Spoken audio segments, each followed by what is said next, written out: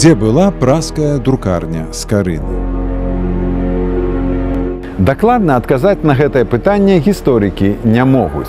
Расійскі прафесар Евген Немяроўскі заўважыў, што праская друкарня чэшскага пісьменніка, перакладчыка і выдаўца Мікулаша Конача, якая знаходзілася тут, на садавінным рынку Прагі, у 1517-1519 гадах не выдавала чэшскіх кніг, а гэта час выхаду ў свет праскіх выданняў Францішка Скарыны.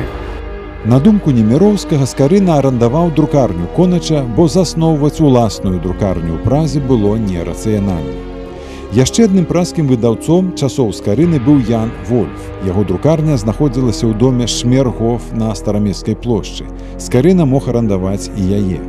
Самым вядомым праскім выдаўцом таго часу быў Ян Севярын, арганізатар выдання чэшскай Бібліі 1488 году.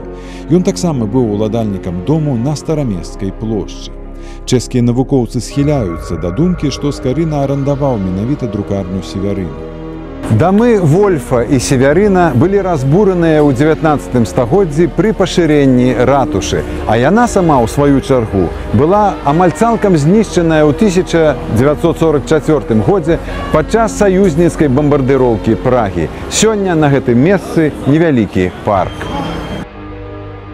У Севярына быў паплечнік, яшчэ адзін са спонсараў выдання чэшскай Бібліі, лекар Ян Білы, дом якога, паводле крыніц, стаяў на Старамесцкай плошчы насупраць ратушы. Там таксама магла быць друкарня.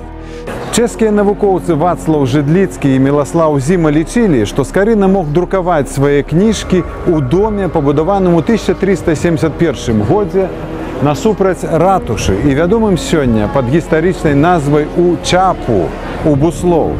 Вельмі сімвалічна, што народжаны ў Беларусі Скарына мог друкаваць свае кніжкі ў доме з такой беларускай назвай.